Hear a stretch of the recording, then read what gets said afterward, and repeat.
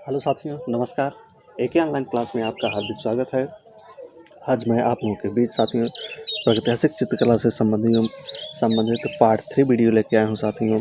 जो ये प्रश्न है साथियों विगत परीक्षाओं में पूछे जा चुके हैं साथियों, और आगामी परीक्षा में पूछे जाने की संभावना है। तो छाट के साथियों जो प्रश्न कई साल से रिपीट किए जा रहे हैं उन्हीं प्रश्नों को लेकर आप लोग को बेहतर आज पार्ट 3 है प्रागैतिहासिक चित्रकला साथियों।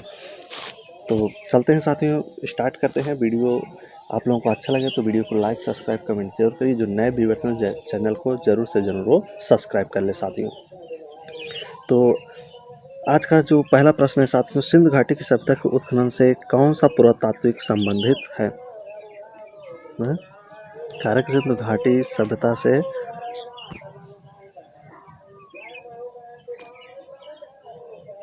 सिंध घाटी सभ्यता के उत्खनन से कौन सा पुरातात्विक संबंधित है पूछ रहा है। जो सिंध घाटी सभ्यता है यहाँ से जो उत्खनन हुआ था उससे पुरातात्विक संबंधित साक्ष्य पूछ रहा है। कौन है साथियों, कौन थे पुरातात्विक संबंधित इससे सिंध घाटी के उत्खनन से संबंधित? ए.के. कुमार स्वामी थे, राखालदास बनर्जी थे, काल खंडवाल थे या यस रांधवा जी थे। तो कौन थे साथियों? कहने का मतलब किसके समय में, किसके रहने में, किसके देख रेख में सिंध सभ्यता का उत्खनन कार्य शुरू हुआ था साथियों। तो इसमें जो आपका राइट आंसर हो जाए साथियों क्या हो जाएगा? राखालदास जी बनर्जी। कहने में राखालदास जी के नेतृत्व में ही सिंध घाटी सभ्यता का उत्खनन कार्य संबंधित हुआ था। इसका जो समय था मोहनजोदड़ो साथियों 1922 में। कब था साथियों? 1922 में मोहनजोदड़ो स्थल की खोज की गई थी। कब किया गया था साथियों? 1922 में मोहनजोदड़ो की खोज 1922 में। तो उसी से संबंधित स्थल है आपका, पुरातात्विक स्थल है। जिस समय पुरातत्व विभाग के महानिदेशक कौन थे साथियों? जॉन मार्शल थे। महानिदेशक कौन थे उसमें? पुरातत्व विभाग के जॉन मार्शल थे। अगले प्रश्न की तरफ बढ़ते हैं।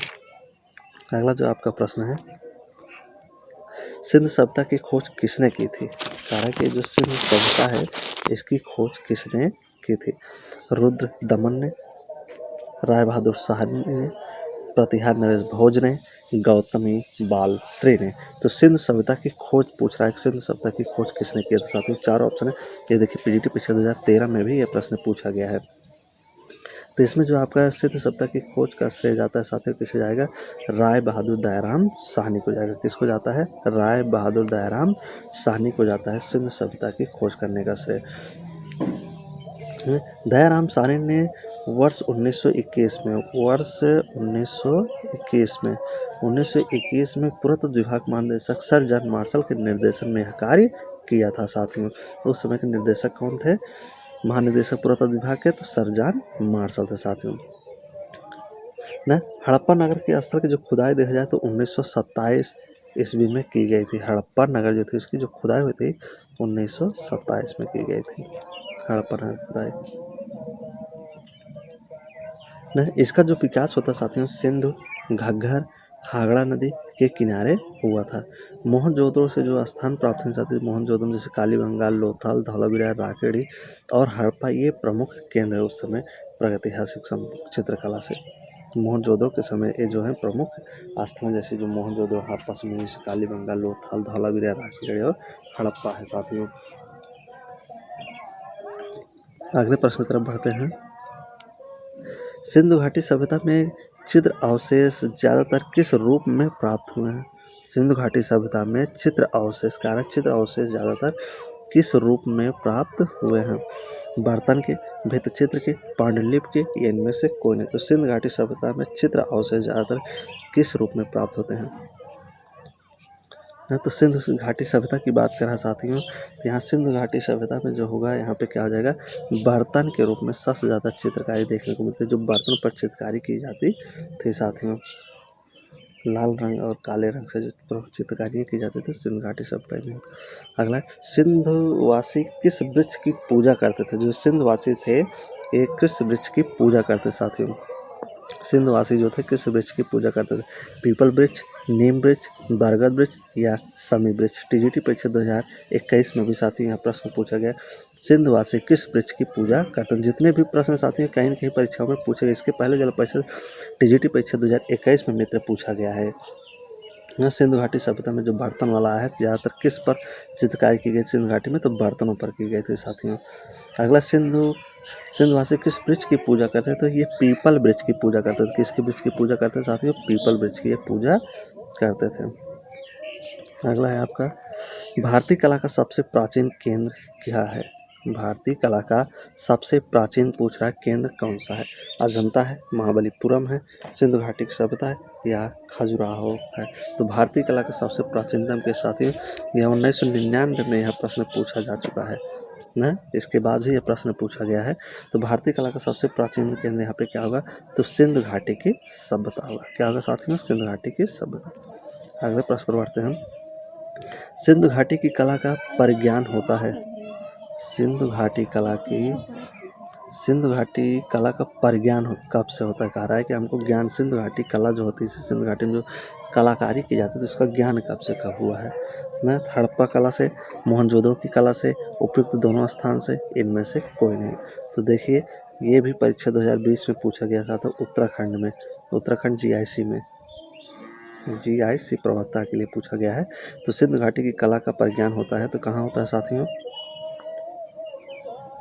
ना, ये जो ज्ञान होता है हमको हड़प्पा और मोहनजोदड़ो दोनों जगह से होता है, तो इसलिए सी वाला ऑप्शन आपका बिल्कुल करेक्ट उपयुक्त दोनों स्थानों से।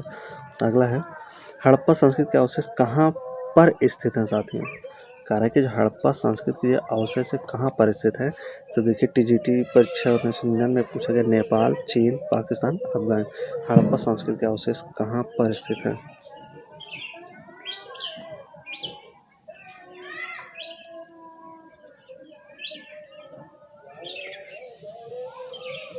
ना, हड़प्पा संस्कृति का अवशेष कहाँ पर स्थित है। तो यहाँ पे जो आपका राइट आंसर बताइए साथियों क्या हो जाएगा।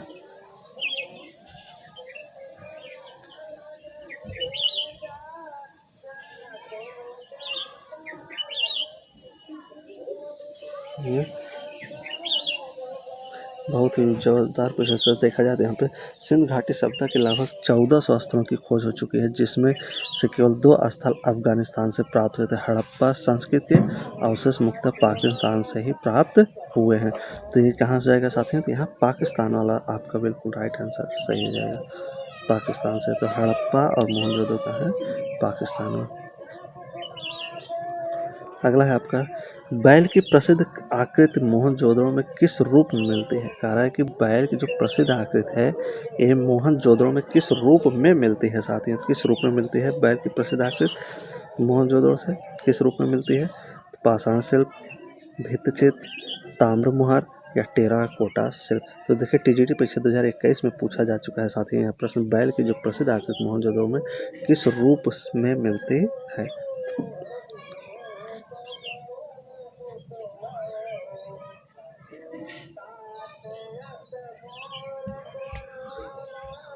तो बैल की जो प्रसिद्ध आकृति है मोहनजोदड़ो में किस रूप में मिलती है, तो साथियों टेराकोटा शिल्प के माध्यम के रूप में मिलती है साथियों ना। एक प्रकार के बलिष्ठ मूर्ति प्राप्त हुई है जिसे कहा जाता है डील वाले बैल की, किसके, जिसे कुंवड़ वाला बैल भी आप कह सकते हैं साथियों ना। मोहनजोदड़ो से प्राप्त वृषभ की कांस्य प्रतिमा भी मिली है।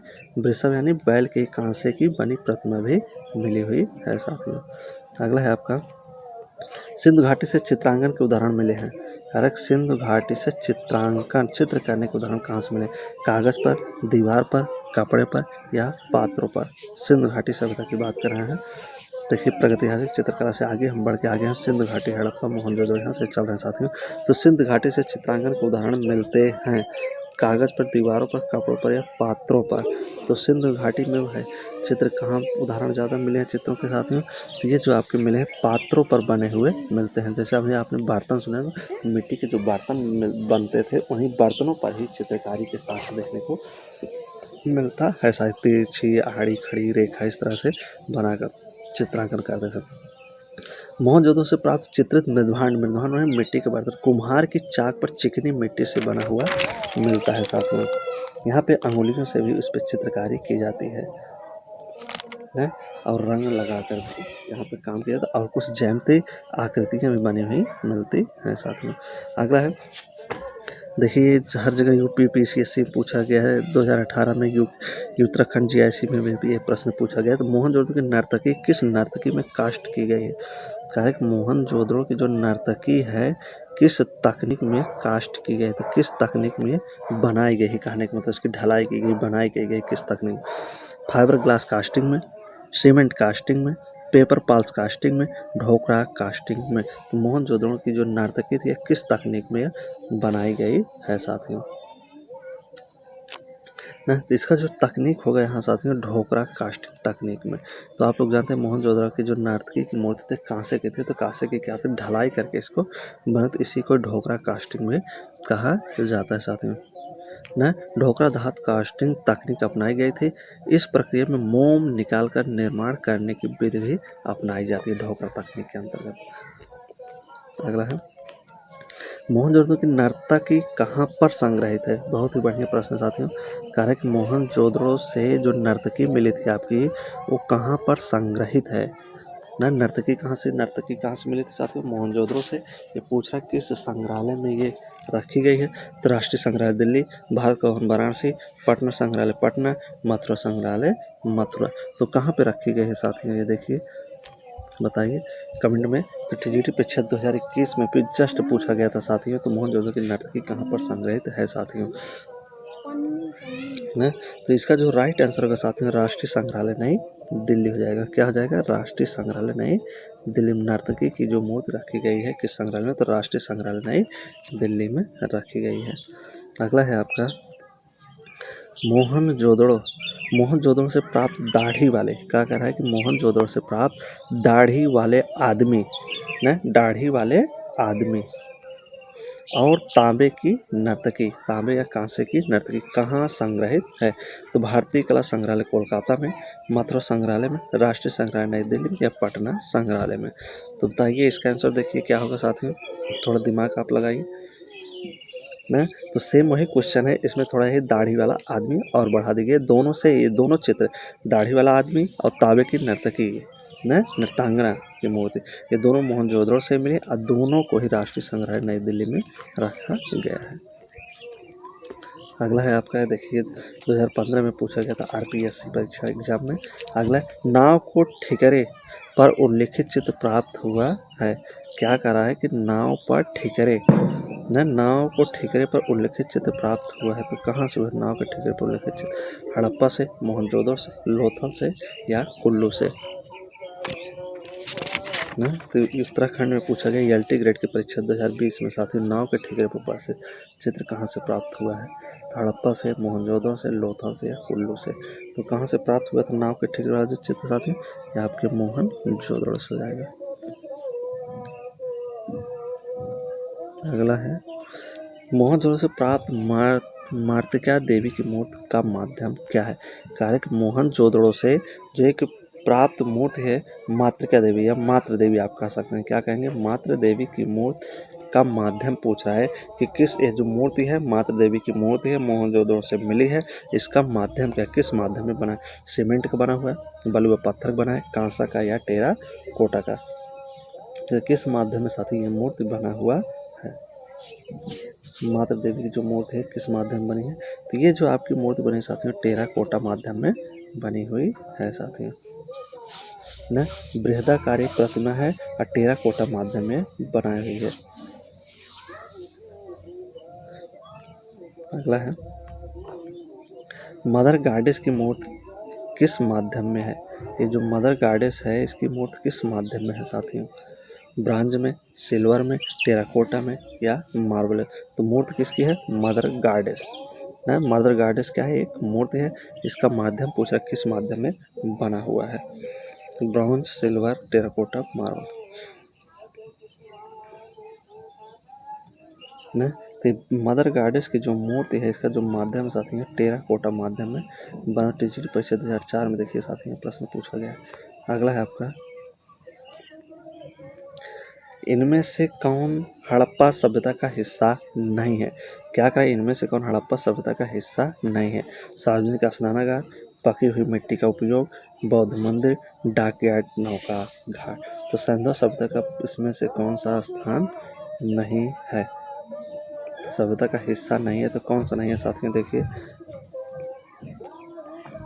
ये टीजीटी परीक्षा 2016 में पूछा गया, तो इसमें जो नहीं है वो आपका हो जाएगा बौद्ध मंदिर। हड़प्पा में बौद्ध मंदिर से संबंधित कोई चीज़ नहीं है साथियों।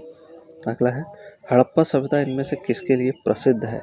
करेक्ट, जो हड़प्पा सभ्यता है ना, ये जो हड़प्पा सभ्यता इनमें से किसके लिए प्रसिद्ध है?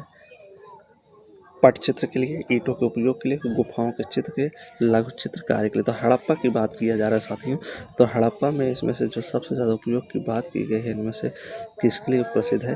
तो ईंटों के उपयोग के लिए ये प्रसिद्ध है। टीजीटी 2016 में पूछा गया है। अगला है आपका सिंधु घाटी सभ्यता के भवन निर्माण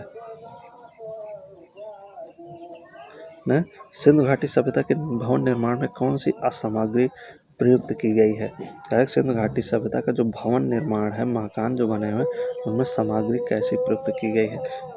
ईंट पक्की हुई है, प्रस्तर है, काष्ठ है, या इनमें से कोई नहीं है ना। तो 2015 में पूछा गया है साथियों एग्जाम में। तो देखिए यहाँ पे क्या होता है, सिंधु घाटी सभ्यता में भवन निर्माण में कैसे ईंटों का प्रयोग किया गया? तो पक्की ईंट का प्रयोग किया। अगला है आपका अधिकांश प्रागैतिहासिक चित्र कहाँ मिलते हैं?